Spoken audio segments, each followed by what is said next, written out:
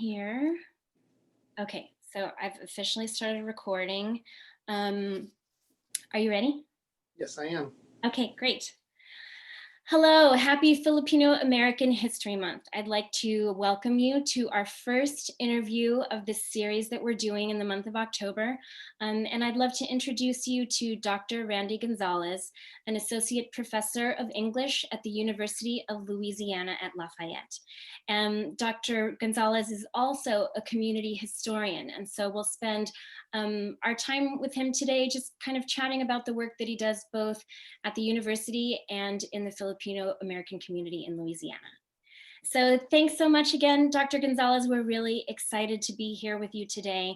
I just wanted to kick things off with you just introducing yourself to us, just to give us a little bit of a sense of who you are and where you grew up and where you're based now.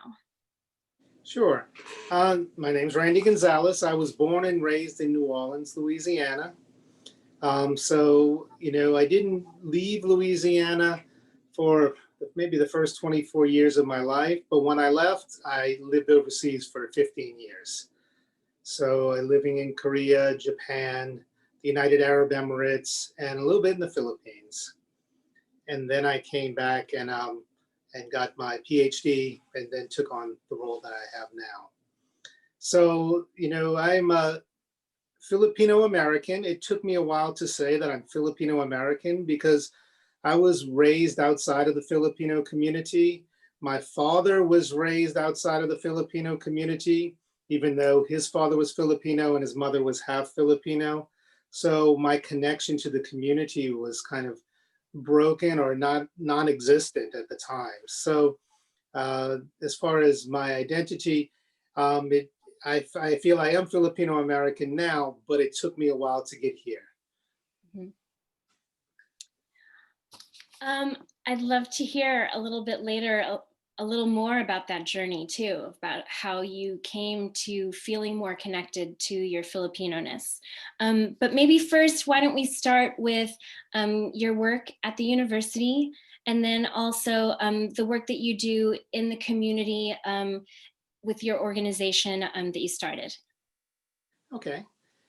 Yeah, so at the university, my primary job is I'm coordinator of professional writing. So we have a professional writing program, and that's what I do. I teach and I build up the program. But I also teach Asian American Studies courses, and that's like my little side project because our students here don't have any opportunity to take courses in Asian American Studies.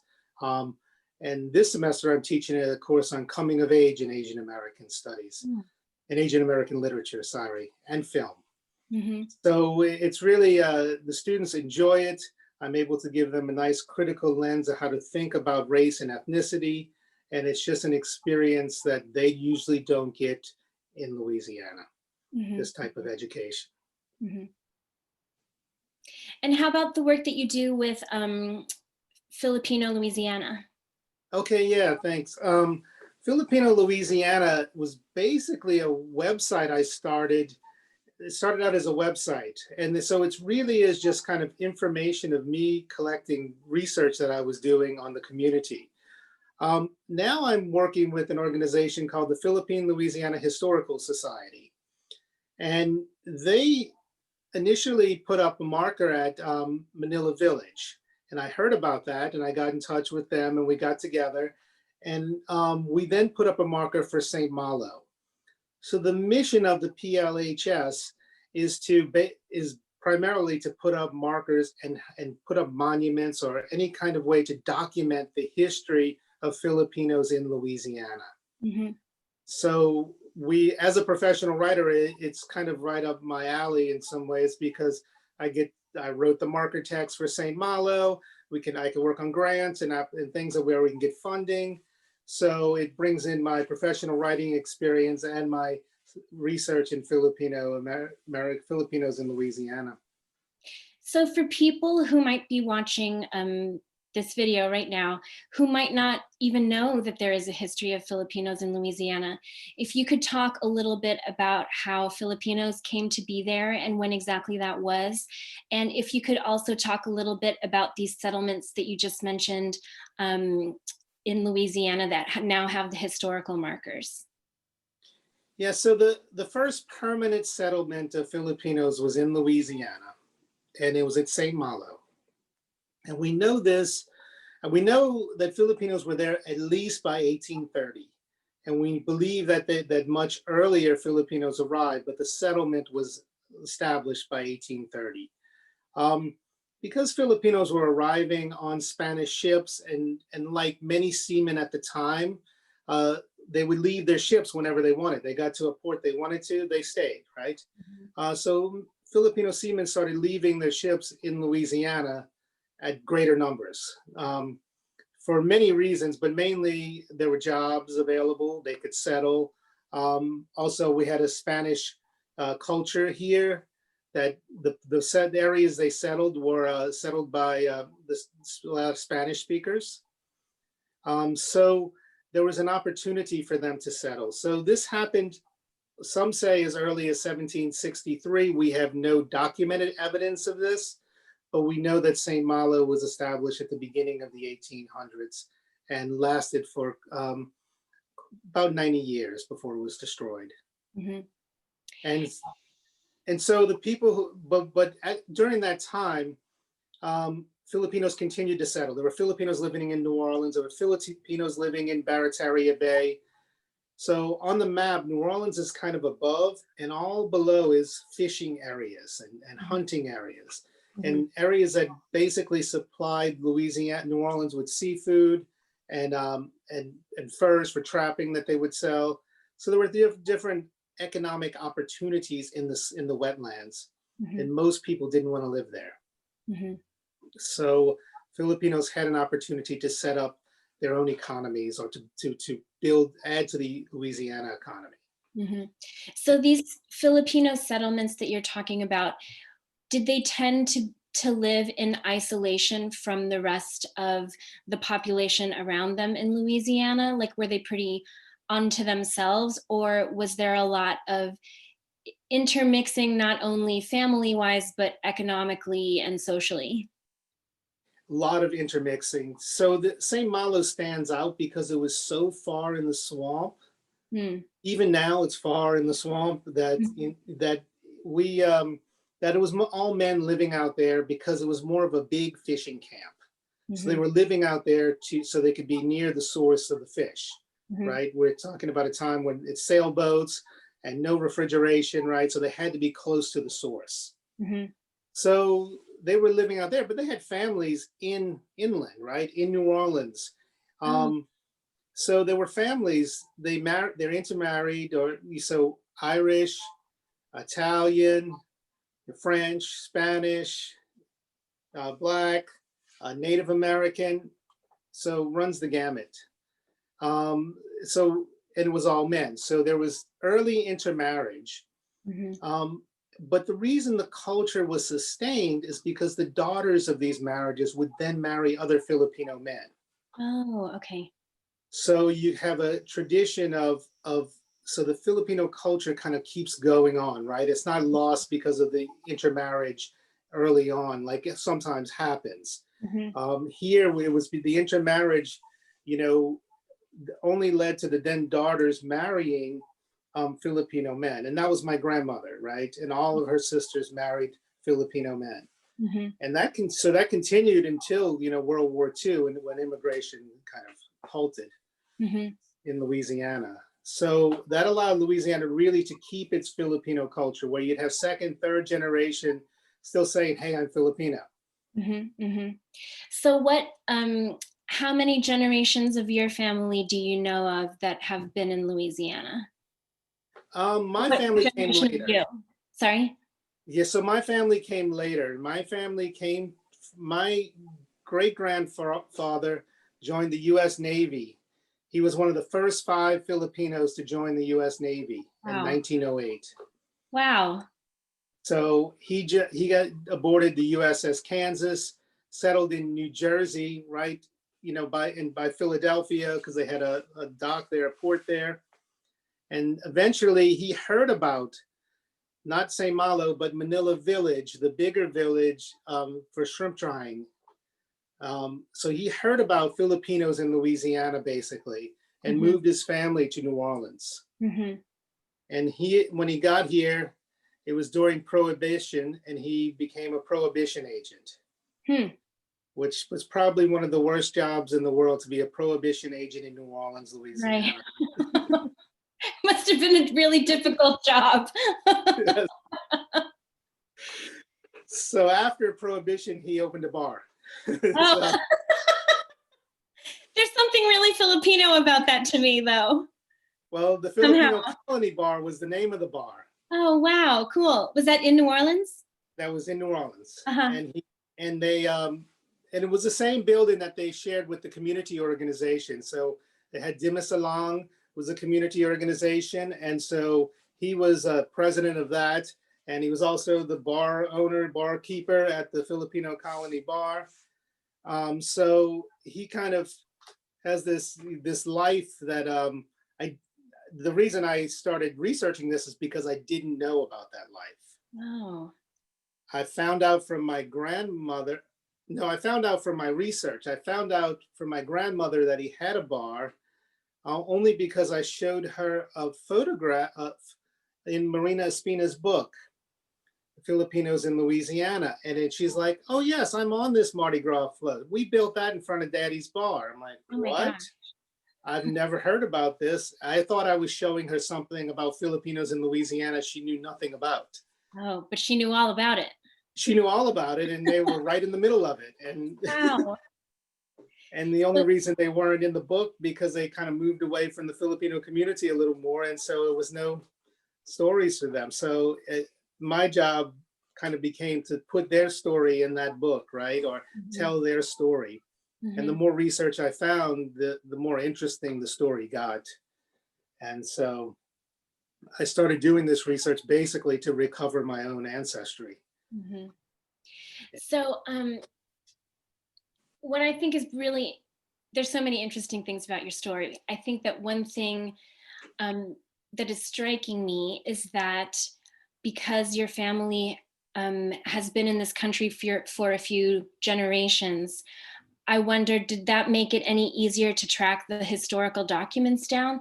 Because in terms of my own family, my parents immigrated relatively recently. They came in the 70s. And so a lot of the documents, if they even still exist, that relate to our family are in the Philippines. And when I've thought about starting to do that kind of research, it's sort of hard for me to get past the thought of where would I even start to look for the documents? Well, my great-grandfather, Miguel Galera, he was in the US Navy, right? So the Navy documents everything. So there's a file. And then he worked for the government, the prohibition agent. He worked for the post office, for the mint. So he worked for the government for a lot of his life. Oh. So when I went and found his military records and found all his files at the National Archives, and I was surprised that it was huge. Wow. And he had written letters back and forth to them, which was like adds a whole nother layer to the story. They overpaid him by $7 in like 1912, and they tracked him down for like 10 years to get that money back. And he would write letters like, the children have no shoes, I just had another baby. So he was writing back saying why he couldn't pay the $7. Oh. And how much that would be in current currency? He was only making they were making like $20 a month. So it's like, so it was like half of a salary almost, wow. A third of a salary. So yeah, it was a lot of money. So the time, it was for them to pay back that kind of money, and would have been difficult. But for me, it was more interesting just to see. I wanted to see the letters that he was writing and all the excuses. Those were the fun. That was the fun part, right? Right. Just had a new baby. Right. So you get to hear all of these things that were going on in his life in the process of him explaining to the military why he can't pay this money back. That's right. And I get to hear his voice, right? And what, Right, he's thinking about and whatever issues they're having, which is, so it's almost like a little diary, a few pages right, from a diary, and that I could then put together and think about, their existence and how difficult it was, right? mhm, The dream of coming to America is never the right, dream people imagine it to be. right, There are great things that can happen, but there are a lot of difficulties that go along with it, right. and the So privileges. in the documents that you were able to track down, relating to the history of your family in Louisiana, and then in terms of your relatives whom you were able to meet and know, and whose stories you were able to hear, um, what was what was their experience, as far as you can gather, of living in America, and how did they see themselves as fitting into sort of the race politics of America? Yes, and I've been trying to figure that out for my great grandfather, again, Miguel Galera, but Michael for a certain period of his life, right? And then, but I didn't tell you the part about prohibition. He was framed, he says, for accepting a bribe of $20. So he got thrown in jail and then pardoned by the president. I don't know. I Wow. haven't found that document yet, but By the President of the United States? yes, pardoned by the president of the United States. So Wow. yes, it might be the first Filipino pardoned by the president of the United States too. I don't know. Wow. So his story, I think, his fitting in hit a really rocky road during right after um, the Tidings-McDuffie Act in 1934-35, right, when Filipinos that lived in America were classified as aliens, right? They were nationals, so Filipinos can live here freely, and then were considered aliens, so had to suddenly think about citizenship. Hmm. And he wrote letters back saying, where are my citizenship papers? I joined the Navy, I was supposed to get papers, and so he get these documents. I have this trail of documents, him writing, I need my citizenship papers, and getting the runaround. And then finally, people are just saying, well, you're Filipino, you can't be a citizen. Hmm. So I think at this point, there's some like, oh no, and then part of that's all happening at the Filipino Colony Bar. There's a lot more activism in the community at this time, fighting for seamen's rights. Mhm. Because during this period, the seamen lost the rights to be on ships as much. It used to be there were quotas for foreign nationals, and suddenly they were foreign nationals, and they weren't allowed to do their job. I mean, Mhm. most of the Filipinos in New Orleans were working on ships. If they Mhm. weren't fishing, they were on the ships that were leaving Port of New Orleans, or even Mhm. the ports in Mobile. So a lot of them had difficult times. So they didn't know about their immigrant status, and they didn't know, and they couldn't get as much work as they had. Mhm. So there were some big things that kind of came up. I imagine going to prison. I imagine, all this stuff kind of made him rethink um, his Filipino-ness and his relationship to the Philippines and the United States. Right. And this is, probably some speculation on my part, but he went and registered my dad's birth. And on my dad's birth certificate, it says Brown. So I imagine that, that this is his statement, say, yes, he's Brown, Mhm. loud Mhm. and clear. He's Right, Brown. right, right. It might not be the easiest thing to be in America in the segregated South to be Brown, but he wanted maybe my father to know that you can't run away from this. Right. No matter what you do, no matter, he served in the military, my great grandfather, and all this stuff, and still he had to fight for his place, and people saying you can't be a citizen. Right. So those letters basically kind of document, and so sentences like, I've worked for the government for 25 years. I've considered myself an American. Where's my paperwork? How do I prove it? And they're Mhm. like, no, you can't be American. Right. So I think that relationship was kind of helped me to think about what Filipinos went through, right? To see those letters and to imagine how he felt and the anxiety over all that. I mean, we're living in hyper anxiety times now, right? To have other things like that hanging over your head, it's a Mhm. lot easier for us to relate to them, I think, now in the situations we're in now, right? Where we're Right, just not sure what's happening tomorrow. right. And for that, to feel that for them must have been very difficult. Mhm. So you alluded a little earlier to how, in an earlier point in your life, you might not have identified so explicitly as Filipino American, but that you've had a journey where now that's something that you really embrace. If you could talk to us a little bit about that trajectory and how you sort of moved along the path to claiming and identifying yourself as a Filipino American. And I'm also wondering how the project of researching your family history might have overlapped with with your own personal sort of journey. Okay. Yeah, so my father didn't identify as Filipino American, although there was something in, he knew about the Philippines. He saw it as something maybe exotic, and then he would talk about the Philippines, but he didn't really belong to the community as far as I know, right? Mhm. And he didn't and he took a lot of effort to be the average New Orleans guy Right, instead of, the average Filipino American guy or something like right. that. So this assimilation, you Mhm. know, it came to me, right? So I really, I grew up eating adobo, I grew up eating sotahong, some noodle dishes, but I didn't really know much about my Filipino heritage, except that we were Filipino. My dad was Mhm. Filipino, and that's all I knew. Mhm.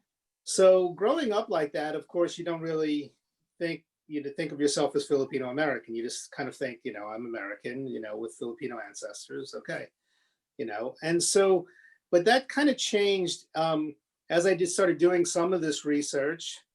But went to the Philippines. There are a few kind of things that kind of made me start to change my mind about it. I didn't claim Filipino American identity to even after some of these events. But one event was I taught in Japan, and I was teaching. And there was like, Gonzalez, where are you from? I'm like, from America, United States. No, you're not. Gonzalez's aren't from the United States. So it's the first time I've had like, where are you from? In a sense that, and people questioning my American identity. I know it happens to a lot of Asians, Americans, but it hadn't happened to me, and I didn't take it in a bad way. I didn't. They were just curious. Mhm. And eventually I broke down like my lineage, I'm this percentage, 33% Filipino, all of this stuff, 3/8 Filipino, 3/8 Canary Islander, and went through the whole list. And suddenly they're like, start talking and talking, and they're like, okay, you're Filipino. I'm like, okay. If I'm Filipino, that's fine. And so, but it made me think and reflect on why would they think that? And it was that they were connecting. I was thinking of my identity as place, right? I'm a New Orleanian, right? That's what I might say Right. primarily. And then they would say, no, it's your ancestry. And I said, well, yeah, but I don't know my ancestry as much as I should, maybe. And that's why I don't have that identity. So I started exploring my ancestry. They got me to think, the students to think about ancestry as part of who I am, where I Mhm. wasn't thinking that way before. And maybe that's not how we're raised in the United States to think, right? It's Mhm. more place based. It is, yeah. And so we don't think of ancestry as much. So after that experience, I went to the Philippines, met some of my dad's cousins, met some of my grandfather's sisters, and so it was a nice experience, but I didn't feel Filipino for sure. I was like, they welcomed me, but this connection to family that they felt, like they just opened their arms and like, yes, you're like family. And I'm like, okay, I didn't, it was like, I don't know these people. So I think growing up the way we do, or the way I did, was like, family wasn't that long of a line, right? It was like the Right, nuclear family and one branch out, and that was it. right. And so I didn't feel that, but I learned to. And that was kind of, over time, I learned to. And I also learned to think that my father is not accepting part of his Filipino identity or not living that experience was not so much as of a choice on his part. It was Mhm. what society pushed him to do. It Right. was what Two. society wanted him to do. Right. And he did what they wanted him to do because he was a people person. He just wanted to fit in with everybody. Right. And so he didn't, he ignored part of himself in some ways. And Mhm. so once I realized that, it was like, well, I can claim what he ignored. Mhm. And I felt less like I was making something up, right? I didn't feel, Mhm. like I was trying to be somebody I wasn't. But when I Mhm. realized the historical context that pushes us away from our Filipino identity, Mhm. I felt like, okay, then that means that I can then reclaim it. If somebody's pushing Mhm. me from it, I can legitimately go back and claim it. Right. I think And that's like really, really interesting, that point in particular that you make there, because I feel often when people, especially folks who are somehow separated from their family story, it can often so much seem like an individual personal choice. Like, I don't know this story because someone didn't tell me, or I don't know this story because I mm, never got to meet my grandmother. But I think what you're saying is that there are all these social forces that are a part of those stories not being accessible to us for lots of reasons. And that, I feel like in a lot of ways, it's strangely empowering, because it's not like someone just didn't want to tell you, but like that there were so many pressures and so many systems and like this whole like kind of infrastructure almost that forced your father to make decisions about how much of himself to be Filipino. yes, and that's my feeling, right? He played sports and things like that. So, it's like he tried so much to fit in ways that he could, Hmm. and just used, he couldn't deny that he looked Filipino, right? So Hmm. it was more of a tokenism, right? Hmm. This exotic side of himself. Hmm. And so yeah, but that wasn't his choice. That's just something he did because he adapted to the situation he was in. Right, right, And at the time, no one even had the conversations like we're having now, that people would think there was another choice. right, Right? right. We weren't talking about these types of things. Hmm. And my grandmother was the same way. I sit down and say, "Can you tell me about the bar and growing up?" She goes, "Ah, that's boring. The first time I used a computer, that's interesting. Let me tell you." Sorry, not interested. I want to know about Filipinos. So it's like what people find interesting and what's important. I think society helps shape that. Hmm.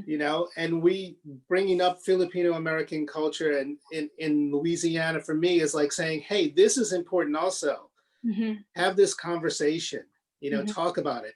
And what I'm always happy about is after we give an event, I give a talk, people come after and tell me their story. And I say, yeah, now go tell that to your grandkids or go tell it to someone else, right? Don't just tell it to me. Tell everybody that story.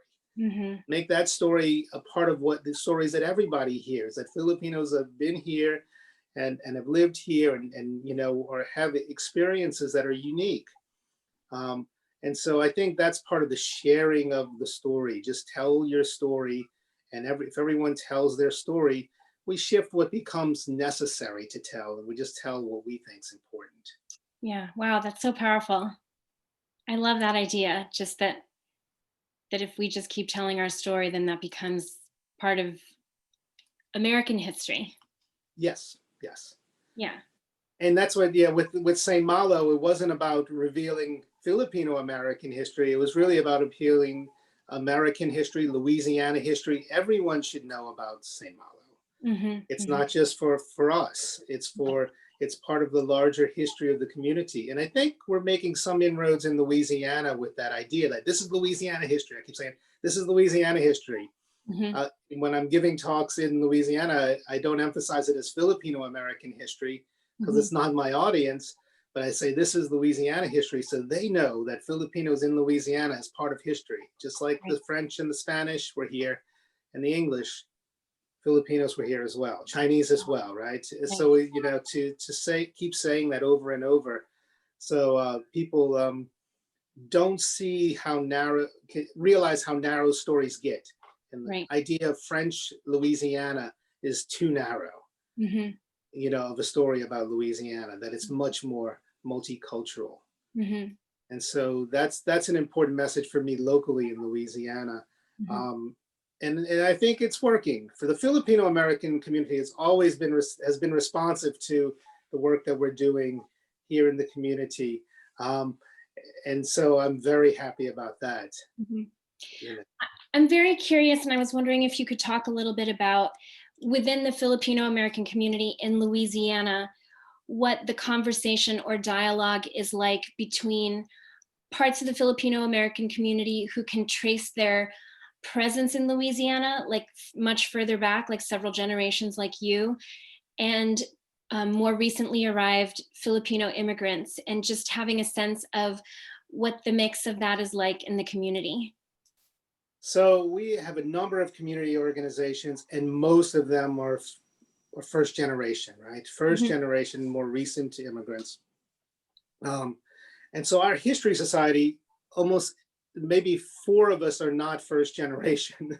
Mm-hmm. Mm-hmm. So the energy for the community comes from the more recent immigrants, the first generation and their children. And so this is part of why Louisiana's community kind of died off. We lost that energy after, after the World War II. We didn't, with less immigration, the community kind of dissolved in some way. Not dissolved, but the energy of the new immigrant coming and reviving the community was lost. Mm-hmm. So we have that relationship, and then there are people like me who, like, my family's not involved really in the Filipino community at all, except through me. I mean, my brothers and sisters. My wife's Filipino, so we're involved in a different way there. Mm-hmm. Mm-hmm. So, but as far as my brothers and sisters, they're not really involved. They're interested in all the stuff I'm doing. They want to read what I do, and they want me to tell them about the family. But it's like, that's it really. I think I might have convinced my sisters to click Filipino on the census thing. So that's that might be as far as we get with and there are a lot there. So there are a few of us. There are a few people who are interested from generations back, Mm-hmm. until we have events. Right. And like the Malo unveiling, everyone comes out. I'm Filipino. I'm like, okay, great. So it's like, yeah, you see more and more people. So events will bring people out who are just curious. It comes like, I didn't know. Or Oh. a lot of people doing ancestry and they realize they're Filipino, and I'll get emails, and I'll start, getting stories from people, and they lived here. And I was like, I didn't even know Filipinos lived there. So when I do events and, I get a video up online or something, people start contacting me. And that's always really nice to know that we're awakening, this interest in a heritage that was maybe just a curiosity or connected to a name, or I knew my great grandfather was Filipino, but I didn't know anything. That kind of, those stories are just so interesting and I think useful to have, so they can tell their, again, tell the story. Just keep telling the story. Mm-hmm. So in all of the research that you've done, both into your own family story and then also into the history of the Filipino community in Louisiana in general, is there a particular individual who like a Filipino American who you've come across whose story really impacted you in a particular way? Well, I probably told you this is my great grandfather, right? Uh-huh. It's that story. It's the one that I keep finding things on. Like last week, I didn't have a picture of him, a photograph of him. Wait, is But this I found, Miguel? yes, Miguel. Oh, okay. I didn't have a photograph of Miguel, and I found one in Harper's Weekly because it listed in 1908 the first 5 Filipinos, and there he Wow. was. I got my aunts to verify, like, okay, yes, that's him. Wow. So we Was were that the able first to. time you saw him? Yes, first time I saw him. Wow. So and you know that we have all these Mardi Gras pictures, and there's the whole Filipino community there, and it's like scanning and getting people to say, look, and they're little bitty dots of heads, right, trying to find him, knowing he's around somewhere, right? But did he just not want to be in the photo? You know, was he cropped out? Is he behind somebody? So yeah, finding a photograph of him was like unbelievable, and it was just, so I was so happy to be able to find that. And so like things, the story is still evolving for me, his story. I still have to find the pardon. In particular, I want to find the letter he wrote to the or someone wrote for him to the pardon agency or to the president to see why he should have a pardon. So there are a few documents I'm still hunting for to kind of fully understand his story. And of course, in the Philippines also, like you said, he left a father there and a brother, but I don't know where they are. I don't know, you know, how to go about, you know, go back to Leyte and find the family. So there's that part of the story is unknown. So I'm still digging for his story even more, because I like to be able to put it out in a way that I can share with others. Oh, wow. You'll have to keep me posted on that one, because I'd love to, whatever that ends up being, I'd love to read it. Yes, yeah. In my interest is like I've been telling his story almost in relationship to me. I'd like to go in deeper and tell his story from his perspective to understand it a little bit. And probably be a lot of it would be fiction, but it'd be a way to kind of find, you know, what that experience was, you know, just being he was an undercover prohibition agent. Wow. So that was, he was stressful. Yeah, I guess so.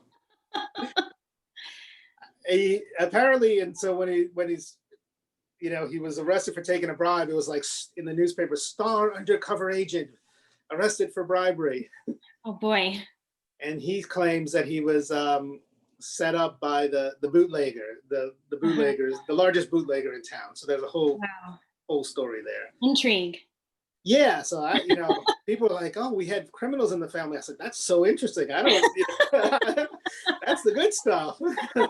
Being normal does not get, his story would not be known if he just, you know, wasn't overpaid $7. You know, like, it's these type of events that allow people to be documented. The average person doesn't get in the newspaper. That's so true. We don't know the average person's story because we only see the highlights, you know, from what gets covered by something or what's documented by the government. So him being an interesting character means that now I was able to discover him. So I think I just have one more question.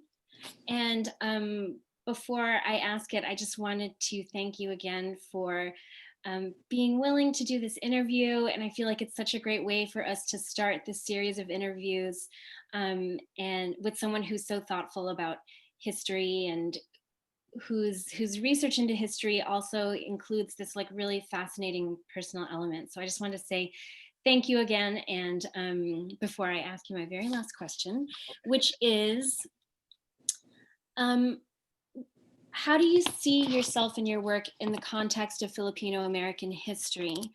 And like, what do you see as your legacy for the community? What would you like other Filipino Americans to take away from your work? Yeah, so I can answer that in a few ways. The one thing is the markers, right? This kind of, these physical things like the St. Malo marker, I think is something that I'm very proud of, and that's kind of hopefully permanent. We have lots of storms in Louisiana, so we don't know, but you know, some place that people can go and learn about the history. And also, you know, what we discover about St. Malo, the thing about St. Malo was that it was always being rediscovered. Like people, they would write, okay, we discovered, and then 20 years later, we discovered Filipinos in St. Malo. It's like, okay.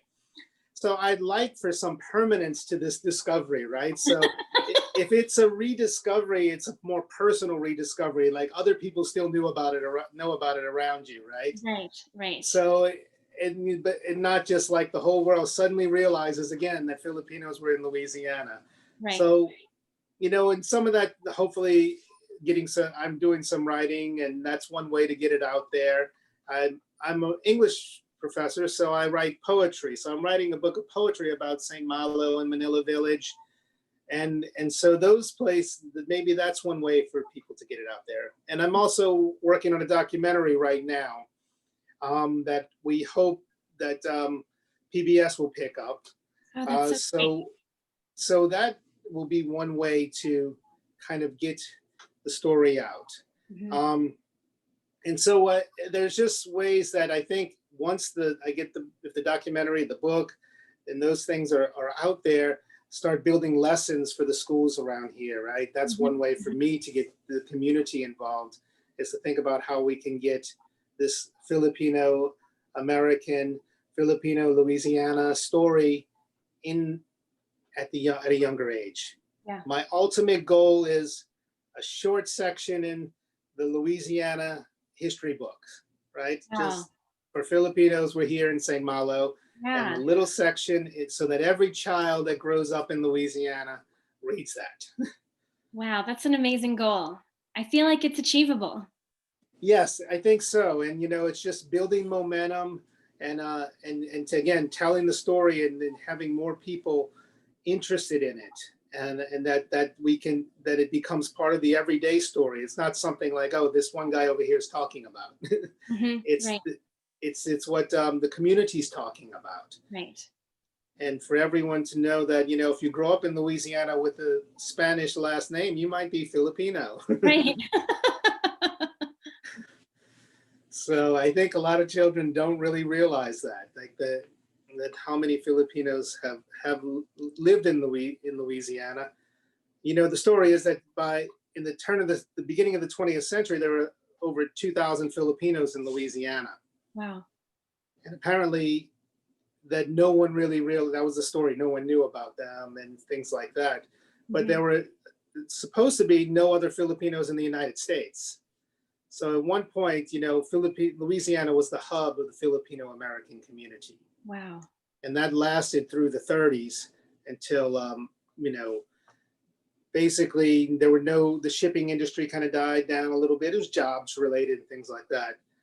But to have such a rich community go unnoticed is kind of a shame. And it's an important part of New Orleans history. It's an important part of Louisiana history. It's Filipino American history.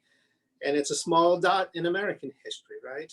Mm-hmm. And we have, it's just a part of what students should be learning about. Mm-hmm. And I think that's my goal, is really to start with the young people. Mm-hmm. The stories, the ideas of America start there, right? Right. Absolutely. The ideas of our place start when they're young. And it's hard. You could change them, and that's where it's the rediscovery, right? Then you discover later that, hey, that was not some of that. There's more to it than that, right? Yeah. Like I said, I don't want them to rediscover. I want them to know from when they're young right. that Filipinos were in Louisiana. I also feel like when young people are exposed to more expansive definitions of their world at a younger age, that knowledge and power can be so helpful to them later in life. Like that the power of it is almost like magnified the younger they're exposed to bigger ideas and like a more expansive sense of definition. Yes. And you just, having the language to talk about things sometimes can help with that too, right? And I think we are doing a better job, at least in our universities now, with trying to provide students with that language to talk about culture and ethnicity and to things that and the struggles that people have in different ways. There's a lot of great Filipino American literature. Oh, yes, absolutely. And that's what I'm always disappointed about, is I talk to the Filipino community and I'm like, okay, did you read this book? I'm like, no. Like, if you're not going to read it, give it to your daughter, give it to your son. Like, young people should be reading some of these coming of age, Filipino American stories, right? Yeah. because, these are some of the issues, those novels, those graphic novels are dealing with, issues that young people have to go through. And sometimes they're just not being exposed Right. to it. Right. But I think we're getting a mass of literature and some history that kind of can help, tell those stories and make sure that more people know about them. Well, I just want to thank you again for such a fascinating and really rich conversation about not only your own personal history, but also the history of Filipinos in Louisiana. And feel like it was a very auspicious way to kick off our series of interviews for Filipino American History Month. So thank you again, Dr. Gonzalez. Thank you for having me, and go tell your story. For sure. Thank you.